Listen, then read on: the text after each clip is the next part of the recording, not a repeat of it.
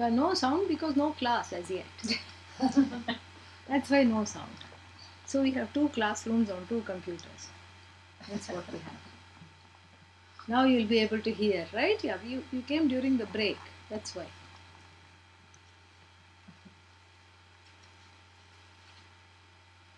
Om Sahana Bhavatu Sahanau Bhunaktu Saha Viryam Karavavahai Tejasvinavadhitamastu ma vidvishavahai. Om Shanti Shanti Shanti. So, switch to Svetashvatara Upanishad. For this we have to plug in immediately. Thankfully it is somewhere here.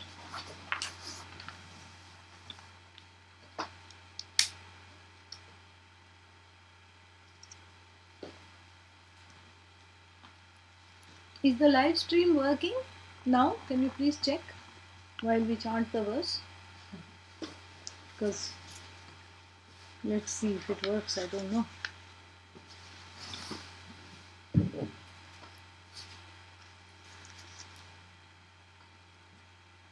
Ajamekam lohita shukla krishnam Ajamekam lohita shukla krishnam Bahvih prajaha Srijamanam sarupaha Ajohyeko Jushamano nushete Jahatyenam Bhukta bhogam ajonyah. Yeah, very cryptic verse. We saw that last time. So there are, and it's very badly translated also. And what is it trying to say? It is trying to give a picture of an inner space which one needs to have between oneself and all the other things which are not oneself. That is what it is. So, in the beginning, one thinks that there are, I am as good as the body, I am as good as the mind, I am as good as the senses. So, therefore, here there is a kind of a metaphor given, a very beautiful metaphor. There are 3 entities discussed, and each of them is called Aja. Aja means unborn. 3 unborn entities. What are these 3 unborn entities? And if it's unborn, it must be infinite, and if it is infinite, there can be only one. You cannot say many infinites, that makes no sense. So if there are 3 unborn infinite entities, this makes no sense at all. What is this? So here it is separated very beautifully. Ajam ekam. So let's look at the first one. It's a feminine gender. Aja, not Ajaha. Aja. And who is this Aja? Eka, the first one. And what is she? She has 3 colors. What are those colors? Lohita means red. And then Shukla, white. And then Krishna, black. So she's wearing red, black and white. Or she's comprising 3 colors. She's composed of 3 colors. Red, black and white. And then what does she do? What is her job? Very interesting. And she keeps, having babies. Bhakti prajaha frijamanam sarupaha. She keeps cloning herself. Sarupaha means just like herself. They all look like herself. Who? Prajaha, her offspring, many offspring, keep on looking like herself. Okay, is that cryptic enough? No. So let's go further and see how much more cryptic can it get. It's a metaphor, and we'll explain the metaphor. Then there is the other one who is also Aja. Ajo hyekaha jushamanaha. Jushamanaha means serving this lady. Who is this lady? The one who keeps having babies. Serving this lady, the one who keeps producing. Serving this lady or being completely attached to this lady, Anushete, keep sleeping. This fellow is sleeping. It is in the masculine gender. Then finally what? Then there is one more Aja. Who is this Aja? Will the real Aja, will the real infinite one, will the real one who is Brahman, please stand up? It is this one. You know. Then Jahati enam bhukta bhogaha anyaha ajaha. So then finally there is one who says this life of living completely embroiled in the infinitely producing samsara. This is the first, that first Aja is samsara because it is tricolored. It's the three gunas. What are the three gunas? Sattva, Rajas and Tamas. Sattva means kind of godly qualities. Rajas means restless, the principle of motion, imbalanced, it is restlessness. And tamas means it is just to get out of the bed, that kind of a feeling. Sometimes one has that. And so it is the principle of inertia, slothfulness. So these are the three colors with which the universe is painted. These are the three primary colors of the universe. And the painter is Maya, that is why it is in feminine gender. This Maya, the creative power is always feminine, and so this Maya has painted this whole universe with the three colors, red, black and white. White stands for Shukla stands for Sattva, and then Rajas is red because it is creative and restless, and Tamas here is dark, ignorance, or inertia. So these principles are only in imbalance they are problematic, but otherwise they make this whole universe. These are the colors of her schemes with which she weaves this tapestry of the universe. And then she draws you and you feel stuck because you are part of this tapestry and you say, let me out. First, the gamut of desires makes one say, let me in. One cannot wait to have a body, because without the body, how can you go to, how can you go to see a movie? No, you can't see. How can you go to a restaurant? You can't go. How can you have fun? How can you run and feel the breeze and smell a flower and, debate on a subject? You can't do all that. You need a mind, you need the karanas, the instruments. And so therefore you need a body and a mind, correct? And so therefore the disembodied one, the one who is always around, the jiva, last life, what happened? Nothing much. Life before that, nothing much, by way of spiritual growth I'm talking of, and nothing much. Life before that, nothing much at all. And then this life, a little bit, but nothing much. And then, nothing much means by way of spiritual growth. But then a lot is happening. How? A lot is happening in terms of collecting desires and collecting the fruit of one's actions. So one has so much karma and don't know what to do, don't know where to go, keeps getting incarnated. And so much desire one has. The force of the desire makes one take another birth. That's what it is. Because the jiva is clamoring. And I've talked about this before. Those who have read the Tibetan book of death and die, there they have a belief that the disembodied beings are always hanging around newly married couples because they are hoping they'll have a baby and I can enter that body. Even we say that. And we go to the extent to say that every marriage procession has a lot of invisible attendees. These jivas who are jostling each other. No, I want to be this one's baby. No. All right, you be the first born, I'll be the second born. And someone else says, no, my desires cannot wait. You both go away. All right, let's become triplets. You see, this is what it is. These days, what is that called? In vitro. And why in vitro has suddenly started, why people are having multiple babies, because we would say it's because all the disembodied jivas having multiple desires cannot wait to reincarnate, number one, number two, number three, they come all at once. So you have septuplets, you have quintuplets, you have all of them survive also, because now the medical miracles. So here what the person says, I want in, I want in. Okay, you're in the tapestry. Let me out. This is the cry. Because that tapestry, it's actually so called because it's a trapestry. It traps you as though.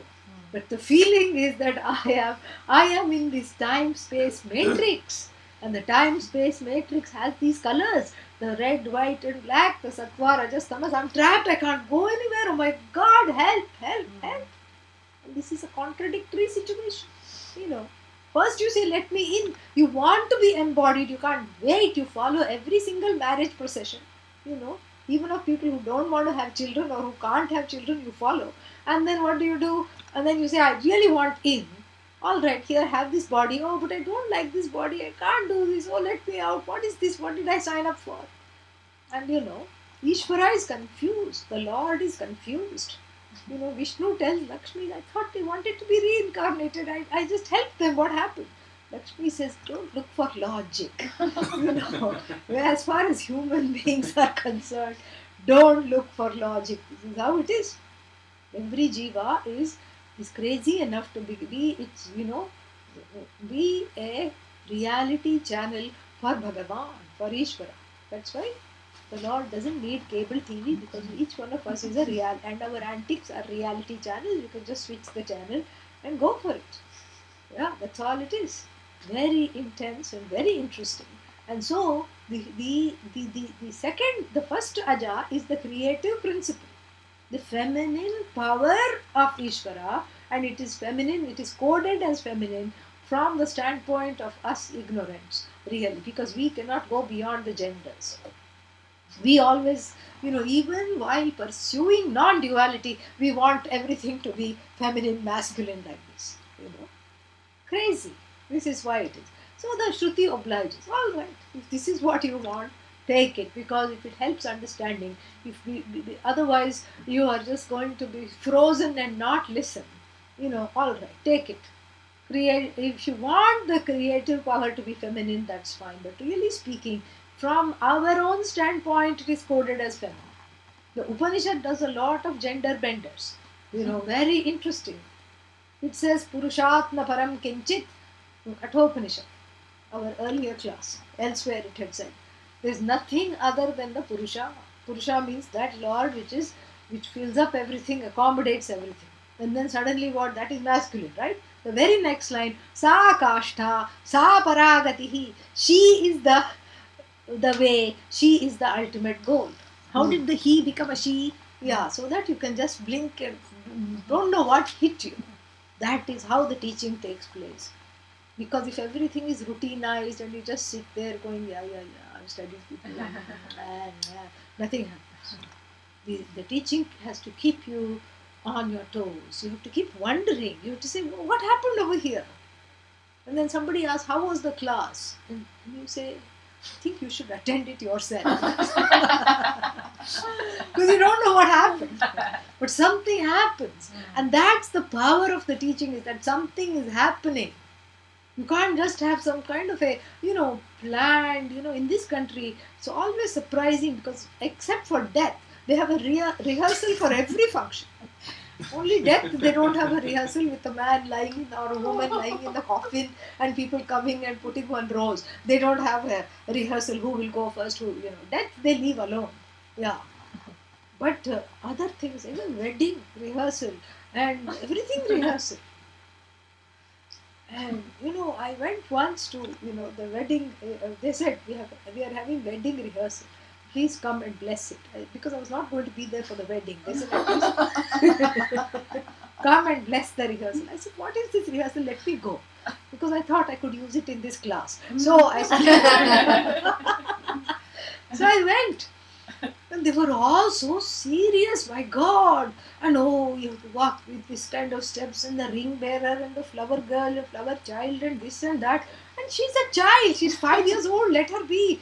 And she was just happy, she was pretending to carry the pretend basket was given to her, something. And she was just skipping along. No, no, no, no, you can't walk like that. And she's looking, she's pouting, she's like wondering what happened. No, no, no, you have to walk like this and you have to do this and all that and everything. She's small. No, no. And then then they have to do this, they have to do all have this, how they are going to do cha cha cha, and who is going to do the first cha cha cha, and then where they are going to sit. It was the most boring thing I've attended. Other than the fact that it came of use right now, it had no purpose for them. But that's not how the teaching takes place. You don't have Vedanta rehearsal. You come in and you are knocked off your body, mind, sense complex. Not socks. That's not fun. You're knocked off the body, mind, sense complex. You say, oh my God, what just happened? That is why this verse has that magic. Because there are three infinites. How is that possible? One is infinite, infinitely finite, which is that Maya, the creative power that manifests all names and forms. And what is the other one? You. Oh, the other one, the unhappy one is me, of course. Which is what brings one to Vedanta. The second one, the second fellow, is the one who is attached to these praja of Maya. What is praja? The children of Maya. What is the child of Maya? All these things we find in the universe. We cannot do without. First they are luxuries. Next generation they become necessities. This is what happens. And then I can't live without it. When the people started to purchase cell phones, it was always because they had one scenario in mind. Supposing I'm stranded alone in a highway. Remember those days? Yeah. And I want to call somebody, and I want to, I shouldn't be stranded. So then let me have a cell phone. And then what? Now it even makes coffee. Now it is smartphone. It's called smartphone because my smartness has been transferred into it. And what am I? I'm the opposite of smart because I don't even know my phone number. Yeah, that's what it is. Nobody knows their own phone number. Wait, let me look and tell. You can't. What is 4 plus 4? Wait, let me get the calculator app. Even 4 plus 4 you cannot add. No, I can't. Don't waste time. Let the calculator will do it. Everything is so dependent on that. It's no longer cell phone. It is hell phone. Because if you lose it even for a second, you feel you're in hell. You feel so agitated. You just feel you cannot live without it. And it is, so what if it is the side effect is a brain tumor? It's okay. It's worth it. This is what the whole thing is. And so therefore, this is something we have to understand, is that the second aja, the one who is sleeping, anushete, sleeps in keeping with the program. What is the program? The program of Maya is that avidya bija, the seed of avidya is there. And so unless one comes to these teachings and unless one has an interest, one is forever sleeping this long sleep of ignorance. That kind of sleep from which there is no impetus to wake up. And in this sleep you are having a wonderful dream, and each dream is just going poof, poof, poof, and you're back to sleep and back to dream. There is no, impetus to wake up. And the final aja is the one that is bhukta bhoga. Bhuktam, that is all bhogyas are bhuktam. By whom? Everything that is consumable has already been consumed. How? Not because they have fulfilled all the desires. No. Why has it been consumed? Why has everything that is fulfilled, why has this already, whatever there is to consume has been consumed? Is that possible to taste all the things in the universe? Yes? Why are you thinking about it? Of course not, because how many things are there in the universe? But here it maintains that there is a person, the possibility of a person who has sampled everything in the universe. How is that possible? By going to the source. If you sample the source, then you have sampled everything from it. If you know how rice tastes, And if you make idlis from rice flour, it's the same thing. And if you make something else, dhoklas, another something from rice flour, you know how that tastes. It's the same thing. If you make dosas, that is also from rice flour, then you know how that tastes because you know the rice flour. Correct? So here you go to the source, you don't have to have each and everything discreetly, you enjoy everything at once. Sarvan Kaman Samashnute, Taittiriya Upanishad. Brahmavid apnoti param, the knower of Brahman, which is the source here, which what is Brahman? Yourself, the truth of yourself. When you know, what happens? Sarvan Kaman, all the desires are felt, are fulfilled with one swoop.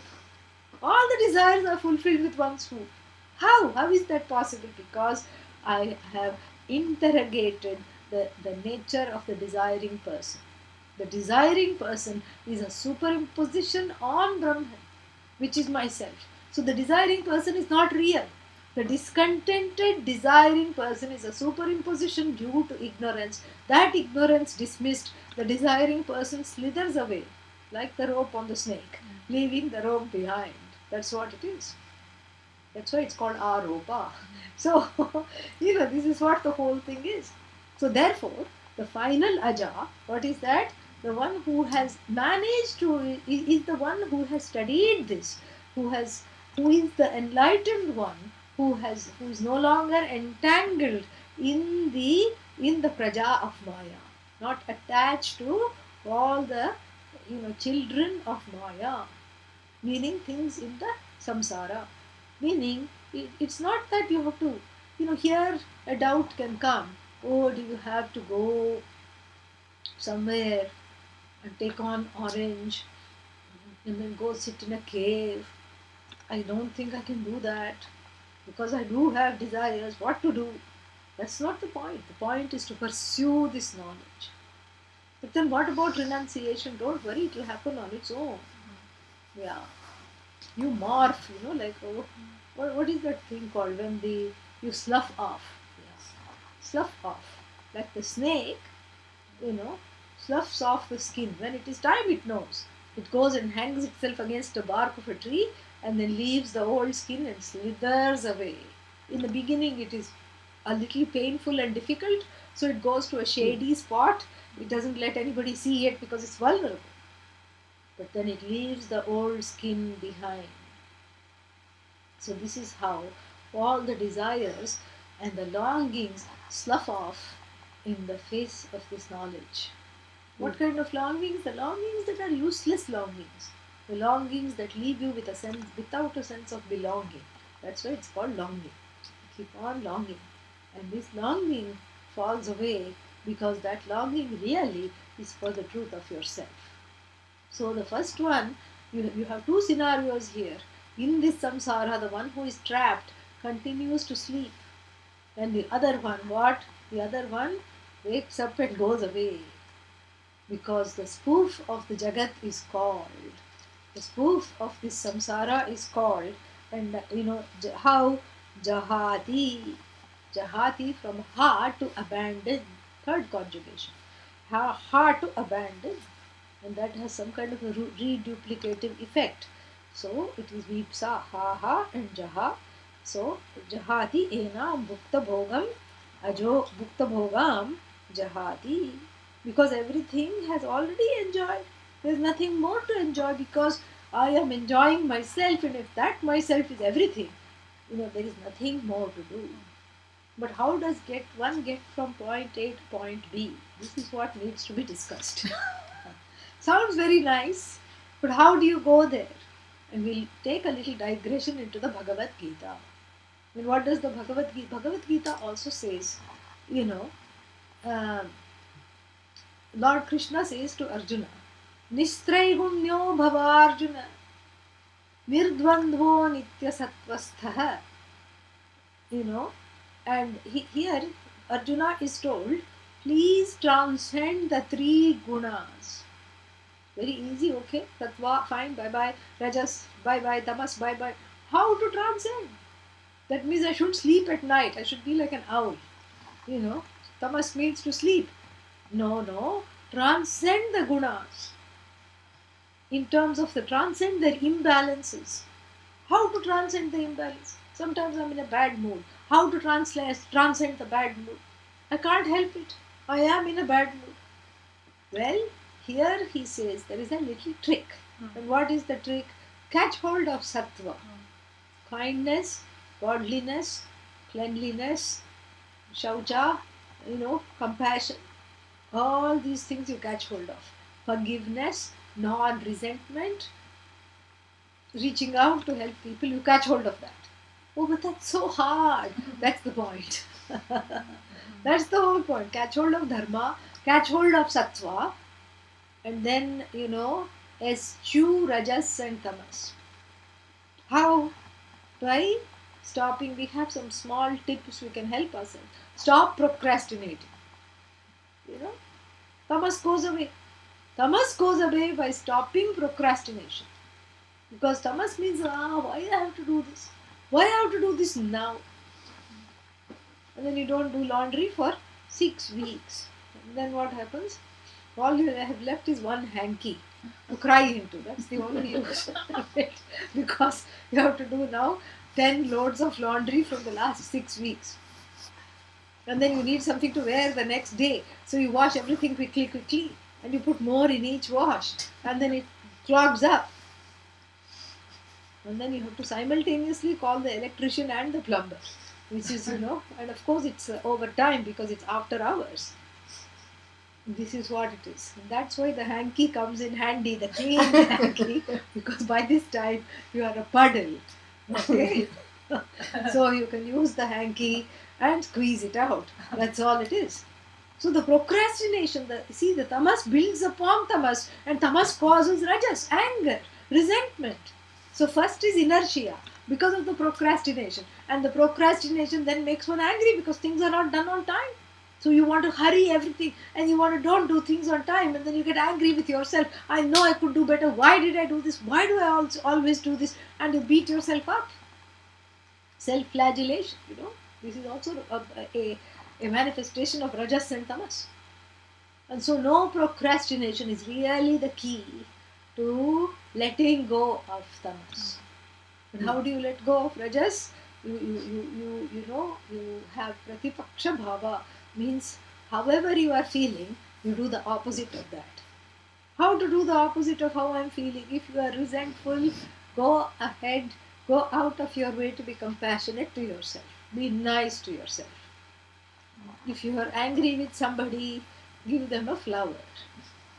But I don't feel like. Doesn't matter what you don't feel like doing. Doesn't matter the feelings. Override the feelings. That's the point of the free will here. You're using the free will to hang on to sattva. And then the rajas and tamas recede into the background. This is how to become nistraygunya. But what about sattva? That also has to be given up. Don't worry about that now. Let's look at rajas and tamas. Sattva is in fact very close to your real nature, which is Satchidananda. So therefore, you catch hold of that which is close to your nature, and the other two which are interlopers, we deal with them on a day-to-day basis. So no procrastination. Procrastination is not my destination. That is the mantra. You can write it out. So procrastination takes care of tamas. What about restlessness and anger? How is that? That is by following the opposite mantra to what is there in the mind. If you are feeling resentful and angry at somebody, immediately buy them, and now it's holiday season, buy them some chocolates or flowers, give it to them. No, but I don't want to give it to them. Give it to them like this. Don't look at them. And Swamiji, Pujya Swamiji, my teacher used to say that in the ashram, if anybody was angry with anybody, he would make the person who complained give flowers to the other person for 48 days in a row. Every single day, not just one day, because one day you can just say, take, throw. My teacher told, take it and go away. No. So the first day you give it like this. Second day you give it like this, and you can't help steal a look. Let's see how that idiot is enjoying my flowers. Steal a look. Third day you can't help look. Fourth day you have to smile because they are smiling. And then by the fifth day maybe you can save the money and you need not buy the flowers. Sometimes it takes 48 days because there's a core issue. Yeah, core issue means it's coring into you. Yeah, like an apple, you core an apple. So this is a core issue. It has made the core hardened. It has to be thawed out. It has to be thought out. So these are what is called pratipaksha bhava, means you act not in accordance, you go out of your way to not act in accordance to your feelings. And the rising emotions of anger, resentment, fear, and all these things, you don't coddle them. Here in this country, you coddle all these things. You swaddle them and coddle them. Oh, I'm feeling angry. Here is a feeding bottle for this little baby. Rockabye baby. And oh, I'm resentful. Yes, of course, I have a reason to be resentful. Look at what kind of parentage I came from. Of course, I am resentful. How else will I be? Oh, now I'm not only resentful but also miserable. One feels like a victim. So if you take on these identities which are not you, then where is your agency? Where is your agency? You just sit and feel resentful and you stew in the resentment and you make a casserole out of the resentment and you have to eat that. And then you're upset even more. So stop it in its tracks and act out of character. Out of character means out of its character. That's how to get out of this tapestry, whatever it is. The Mayik tapestry. You get out of that by calling the bluff. And instead of saying this resentment is real because that person did a wrong thing. In Vedanta, there are no pointing fingers except here. If you want Vedanta in one sentence, it is you spot it, you got it. It's what Vedanta is. Yeah, that is Vedanta in one sentence and one sentence alone. So really speaking, if you say that person is the cause of my misery, really speaking, that's wrong. So you gently bring the finger back, and it's not blaming yourself, it's taking a look at yourself in the gentle light of the knowledge. Yeah. Actually, that finger you bend, you bend, this is ahankara, I notion. You bend that and you join it with this which stands for Brahman. And this is the body, mind, sense complex. And this becomes chin mudra. Nothing to do with the chin. Chin, chit mudra. Chin mudra. That is what it is. Meaning, you are not the body, mind, sense complex. You are that which is the supports, like the thumb, that which supports the whole universe without acting on its own. You are that. Tattvamasi in sign language. ASL Tattvamasi, Yeah, ASL means ancient sign language. Yeah, this is Tattvamasi. In sign language, you are that. You are that which you seek. So this pointing finger is out of anger and resentment.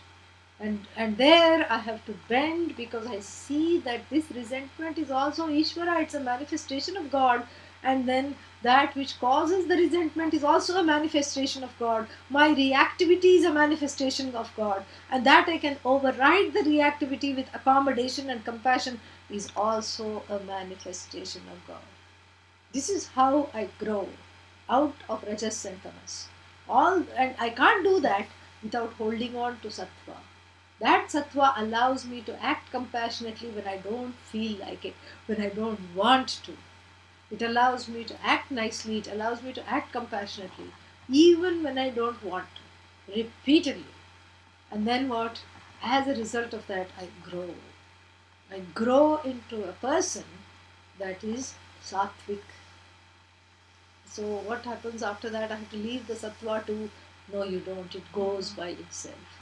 How does the sattva go? There is a very beautiful metaphor. It's not a metaphor, it's an ancient practice. So like for example, in the ancient days when you burn cremate the dead bodies. So the dead bodies you put on the fire and the family would watch for some time and go away. But the funeral groundskeeper had to be there all the time till everything was burned to the cinder and then collect the ashes and give it to the family the next day. That was their job.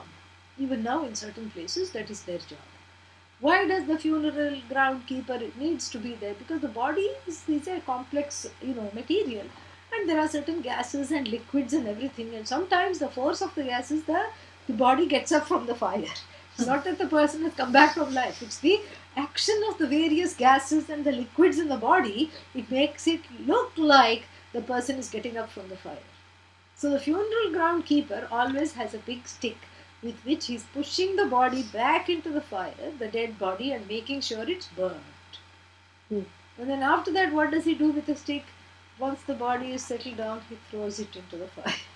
That is, the stick is sattva. You use the sattva to stop all the reactivity, and then the fire is the fire of knowledge, and it is absorbed into that, because it's really, sattva is you. Sattva is Satchidananda. It's the closest thing to Satchidananda. So really speaking, getting out of the trap of Maya means overcoming, overcoming this duality. And this duality is now talked about in a very delightful way in the next mantra. Dvasuparna sayuja sakhaya. Vasuparna sayuja sakhaya. Samanam vriksham parishasvajate. Samanam vriksham parishasvajate. Tayoranyah pippalam swaduvatti. Tayoranyah pippalam Swaduvatti. swaduvatti. Anashnannanyah. Anashnannanyah Abhichakashiti. abhishakashiti. Yeah. Tayoranyah pippalam. So when that visarga contacts pakara or phakara, if sound comes. That is called upadmaniya. It's a silent sandhi. So tayoranyah pippalam swaduvatti. Yeah. And to illustrate that, we have a verse, very nice verse. And then when the kakara encounters visarga, sound, kakah Krishna, kakah Krishna, pikah Krishna, kakah Krishna, the crow is black, kakah means crow, pikah Krishna, the nightingale is also black. That has nothing to do with what we chanted, except that they are also two birds. So there is that's where the similarity ends. But we'll discuss that later. This is a pronunciation digression. Kakah Krishna, pikah Krishna, pikah Krishna, pikah api Krishna. Pikah means nightingale is also black. Ko bhedah pikakakayoho. What is the difference between the crow and the nightingale? This is how we teach children the pronunciation in Sanskrit. Then the answer is wait. Vasantakale samprapte. Wait for the spring to come. Vasantakale samprapte. When the spring arrives, kakah kakah, pikah pikah. You know that the crow is crow and the nightingale is nightingale. Even though they are both black in color, you know which is which. Let the spring come, let the nightingale start to warble, and the crow just goes ka ka ka all the time. You will know immediately. Let the spring come, they will open their mouths, and then only you will know. So then, when the kakara encounters visarga, it becomes sound. Kakah kakah, kakah kakah, kakah Krishna, pikah Krishna, ko bhedah pika kakayoho, vasantakale samprapte, kakah kakah pikah pikah. This is how you pronounce. And then you are asked to do it very quickly. That's how you learn.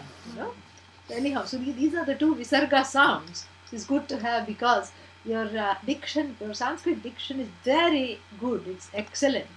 And so I just wanted to give you this little tip so that next time when you chant, it is, he's very good. Very, very, very good. I'm very happy. So that's why I wanted to teach you this little extra. So, as I said, that was a digression. There we discussed two birds. Here also we are discussing two birds. Dva Suparna. Suparna here means two birds. So this is Vedic Sanskrit. So sometimes there is poetic license. Actually it should be Dvau Suparnau Sayujau Sakhayau. Okay? But what does it say? Dva Suparna Sayuja Sakhaya. Shall we correct the Veda? No. Never. Why? Because it is revealed knowledge. We take it as poetic license because it's in the form of poetry. Sometimes in poetry also we make all these different alankaras, figures of speech. So here, this is a very famous mantra which is there also in the Mundaka Upanishad, which we haven't encountered yet, but we will. And so, Dvau Suparna. Suparna means shining wings. Dvau, two birds with shining golden, beautiful wings. Sayujau, Sakhayau. They are actually, great friends. And they are embracing one another on the same tree. Samanam vrikshe, parishasva jate means they are constantly hugging each other. Maybe they are lovebirds, they're whispering sweet nothings to one another. They are obviously very attached to each other, and they both are looking alike. They have the same golden wings. And then here is where the similarity ends. What are they doing, if you ask? What are they doing? Tayor anyaha pippalam swadvatti. Swadvatti means, tasting. Atti, eats. Swadu, atti, swadvatti. So, eats and tastefully eats. What? Pippalam. Pippala means berries. What kind of berries? What kind of berries? Sometimes sweet, sometimes bitter. In fact, mostly bitter. Once in a while sweet. Bitter berries, rotten berries, pungent berries. So this bird is a berry holic. Yeah? Yeah. Very, very alarming because it is stuck to the berries. Cannot go away from the berries. And what is the other one doing? The other one is also eating? No. None, without eating. Anyaha, the other one, abhichakashiti. Abhichakashi from chakasra deeptau. It just here two meanings. One is it is simply looking. But since the root verb chakasra deeptau in the sense of lighting up, it's lighting up the actions of the other. Very cryptic verse. So two birds. One is only watching, not eating. And the other one is eating, giving itself indigestion, but keeping on eating. And then after a while it's sad that the sweet berries did not come and goes again after the berries. And then what?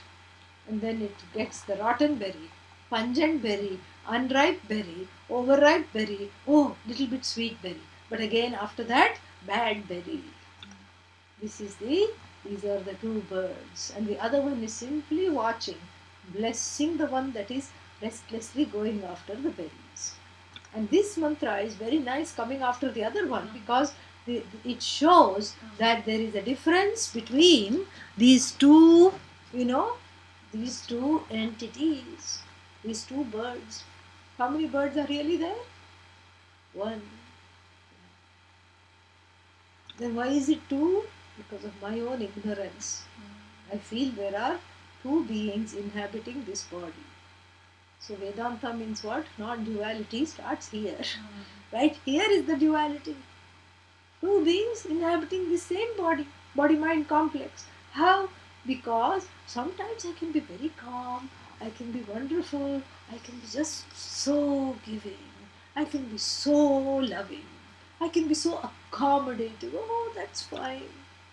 You just broke my most prized possession. It's okay. I don't mind at all. After all, what is that?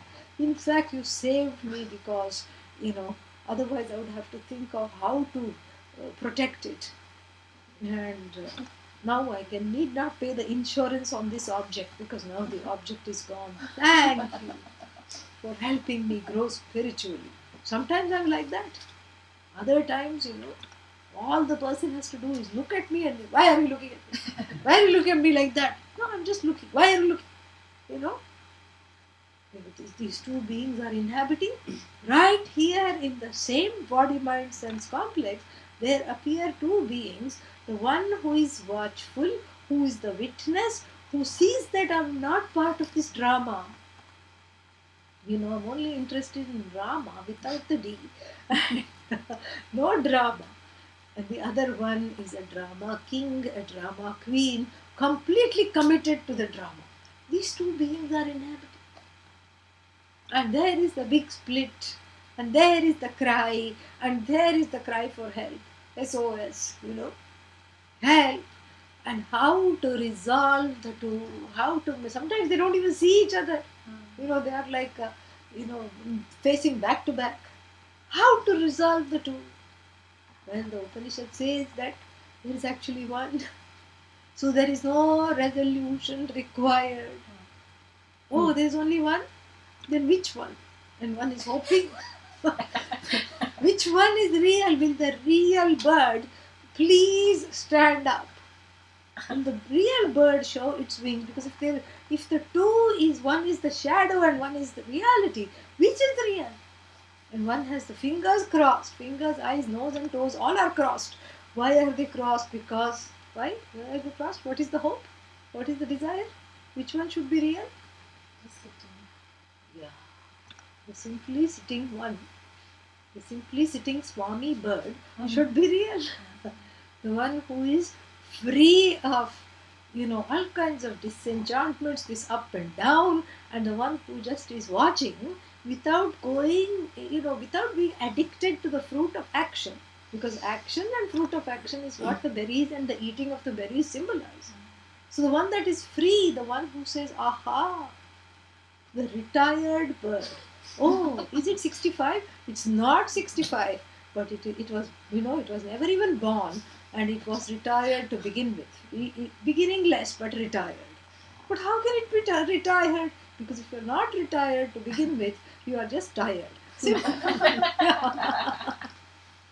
This bird doesn't do anything because it has retired, it has repaired itself from this saga, from this saga of samsara. In fact, it is not even repaired itself. It is unassociated from this saga called samsara. This whole up and down, this turmoil, it is uninvolved. That is the real one. And everybody hopes, I pray that is the real one. Why? Because one wants to be that. One wants that beyond anything else. One hopes to be that, one wants to be that, and one says, I really want and wish to be that. Okay, you are already that. Oh, I am that. Yes, you are that. Oh, thank God. Now what to do about this other bird? Ayyo, the other bird doesn't exist. No, but what to do about the other bird? It's like the person who went outside in twilight and saw something with three bends, and then cried, snake, eek, and came running inside. And so, the person who was in the house, let's say the teacher, took the person out with a flashlight. The flashlight of the Upanishad was shined upon the snake, and then it was revealed to be what? Rope. So the snake was just aropa. See, that's how the word, the ancient sages knew that the word rope would mean rope. They had a word called aropa, which means superimposition. So the snake is a superimposition. The snake is, where is the snake? Now the question is, the student had a question, okay? The student first said, thank you, let me drink some water. So he opened his water bottle and drank some water, this fellow, he or she, and then said, Guru, vocative, Guru, I have a question. What is the question? Where is the snake now? Because I'm still scared. Now we have shown this, it is not on the rope, it is not in the rope, it is not underneath the rope, but maybe it's slithered somewhere in the bushes. And then it will come back on the rope again. As long as you are here, I'm not scared, but if you go away and take away this flashlight of the Upanishad, then what will happen is that the snake will re-inhabit the rope. Right? What do you tell? What do you tell the student now? Huh? What will you tell? Don't say I am also a student. What will I tell? No, you have to look into the matter. What will you tell this student? Do you have to take the student on the tour? Yeah. Do you have to take the student on the whole tour of the garden and shine everywhere and show there is no snake? No. You just say that the snake is non-existent. Rope and snake, are they synonyms? Are they synonyms? No. No, they are not synonyms. Why? Because the rope is a locus, adhishthana, for adhyasa, for the superimposition, which is a wrong notion and wrong understanding. And here the adhyasa is what? What is the snake represent? The snake represents myself as karta, bhokta, myself as the actor, the doer, and the done in. This is the problem. First I do, and then I feel done in. First I'm the agent, then I'm the victim of my own doing. Victim, agent, berry, this berry, that berry. I keep eating, and then what? The bird eats the berries and eats, overeats, and then has to spend 3 days in the bathroom, and then comes back and starts eating again. Oh, why me? That is the refrain. Poor me. Why me? This is what bhokta. No. I'm recovered. I can do a few things. I have to get going. I have to do. And then karta. This karta bhokta. This is a split personality. This is what the whole thing is. And here it is beautifully resolved by saying what? This karta bhokta is like the snake, which is adhyasa, which is adhyasta over the rope. That rope is free of kartritvam, free of bhoktritvam, free of doership, free of enjoyership, free of suffering, and free of doing both. And this rope is you. The rope is benign. The snake is the sum total of your own projected fears and desires. Fears mostly because it is nivritti. Yeah, it's not pravritti, it's nivritti because you want to go away from it. So your own fear has conjured up the snake. And so you cannot ask where did the snake go. Where it went is it resolved into that same place from whence it was projected. So it resolved because the light of the Shastra was shown upon the situation.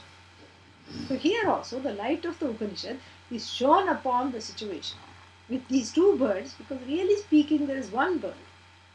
And this other bird which is going and collecting berries and eating berries and is very sad, the sad bird is like the snake. The sad bird does not have an existence. It is a projection of one's own fears and is the sum total of unfulfilled desires and fears make up this second bird. This is what is the setup here. We have to understand properly. And then going further, if we have time, no we don't, but just for fun we'll read the next one because it's not fun to leave it at this note. Yeah. Samane vrikshe purusho nimagnaha. Samane vrikshe purusho nimagnaha. Anishaya shochati muhyamanah. Anishaya shochati. Yeah, muhyam. Yeah, we'll take it slowly. Samane vrikshe. Samane vrikshe purusho nimagnaha. purusho nimagnaha. Anishaya shochati. Anishaya shochati. Muhyamanah. Muhyamanah. Jushtan yada. Justan yada. Pashyati. Anyamisham. Anyamisham. Asya mahimanam. Iti vita shokaha. Yeah. So, now the Upanishad says that these are not two birds at all. Yeah. in this tree of life, so to speak, in this tree of samsara that we saw in the last class, the person is drowning. Purushaha nimagnaha. Drowning in what? One's own tears. Remember the ones that were squeezed from the hanky? Drowning in the tears and fears. How Anishaya Shochati has separated itself from Ishvara, which is that bird which is giving sustenance to this bird, really. Has separated itself from itself, it's alienated. Muhyamanaha, deluded it cries. And all it has to do, Jushtam Yada, when it identifies. Pashyati Ekam Isham, when it sees that this is what I want to be, this is who I am, when it identifies with that, then what? Asya Mahimanam, it shares its glory and becomes what? It is in fact, not shares, it takes on its own glory, it owns up its own glory and it becomes Vita Shokaha. Vigataha Shokaha Yasmat, from which all Shoka, what is Shoka? Sorrow has departed, it becomes free. That we'll see next time. When is the next class? It's on the ashram website. I think January 2nd and 3rd. Yeah, soon after the New Year. Okay? Om Purnamadah Purnamidam Purnat Purnamudachyate Purnasya Purnamadaya Purnamevavashishyate. Om Shanti Shanti Shanti. Hari Om Shri Gurubhyo Namaha. Hari Om. Any questions? You can ask. You can ask if you have any questions.